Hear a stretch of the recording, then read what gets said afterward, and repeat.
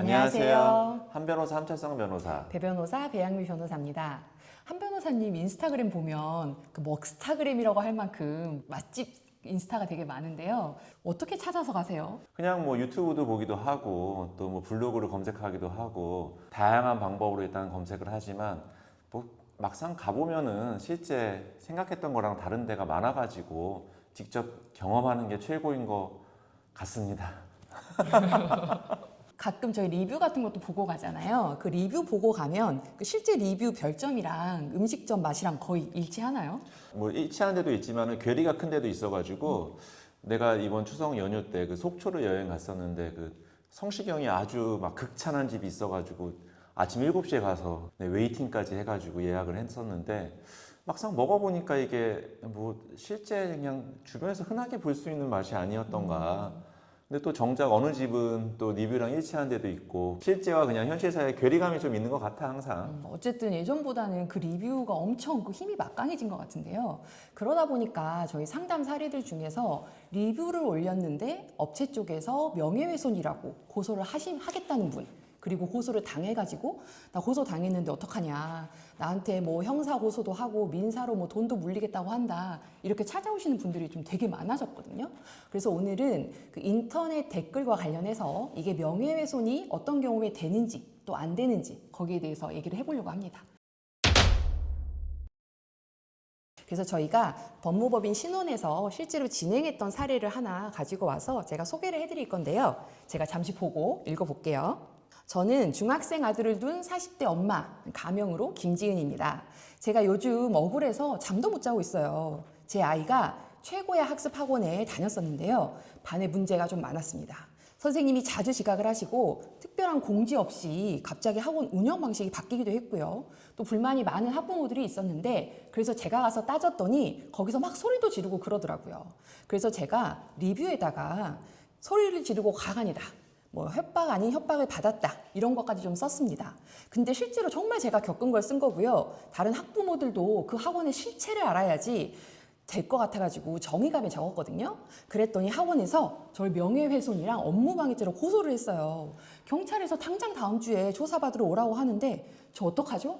그 학원에서는 고소도 하고 저한테 수억원대 손해배상도 물린다 그래가지고 너무 걱정돼서 변호사님 찾아왔습니다.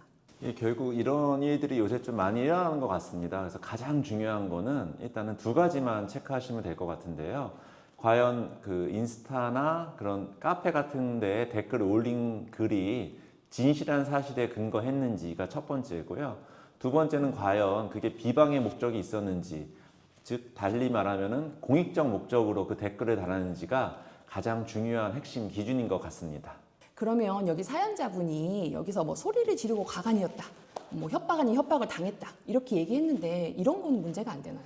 결국 명예훼손이 되려면은 이게 뭐 진실한 사실이건 허위 사실에 근거한 명예훼손이건 명예훼손이라는 것 자체는 사람의 사회적인 평가를 저할 만한 요소가 있어야 되는데 과연 이게 조금 전에 배 변호사가 말한 것처럼 뭐 협박 아닌 협박, 소리를 지르는 등 가관이었다는 것이 뭐 사실의 적시인지 안 그러면은 본인의 그냥 주관적인 평가에 근거한 것인지가 일단 첫 번째로 중요한 요소일 것 같아. 그래서 이번 사건의 경우에도 어떻게 보면 이런 행위들 자체가 나는 이거는 사실을 적시해서 명예훼손을 할 만한 고의가 없었다.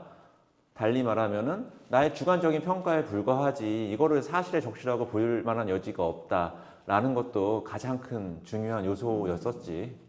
그러면 거기 인터넷에 쓴 그 댓글에 내가 썼던 하나하나가 실제로 있었던 일이면 문제가 없는 거예요? 주된 요소 중에 일부 약간 좀 허위의 요소가 개입됐다 하더라도 우리 대법원 판례는 가장 큰 그 목적 범위 내에서 전반적으로 사실에 부합한다면은 뭐 부수적인 약간 좀 일부 사실에 허위가 있더라도 사실이라고 보기 때문에 그 점에서는 명예훼손에 일단 성립 안 된다고 봐야겠지. 근데 다음으로 중요한 거는 뭐 공익적인 목적이 있어야 되는데 공익적인 목적이라는 거는 비방의 목적과 약간 반비례하는 관계인 것 같거든.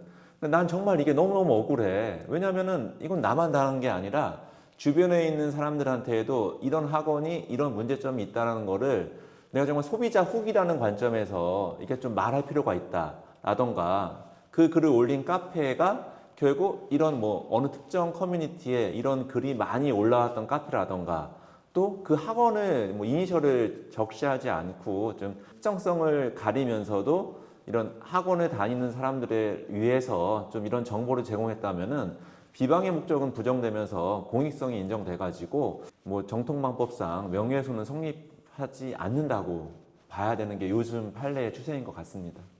아까 그 성명 가리는 거 말씀하셨는데 만약에 인터넷에 제가 만약에 성수동에서 향리 미용실을 한다고 하면 성수동에 있는 H&M 미용실 이렇게 쓰면 이건 특정이 된 거예요? 아니면 안 된 거예요?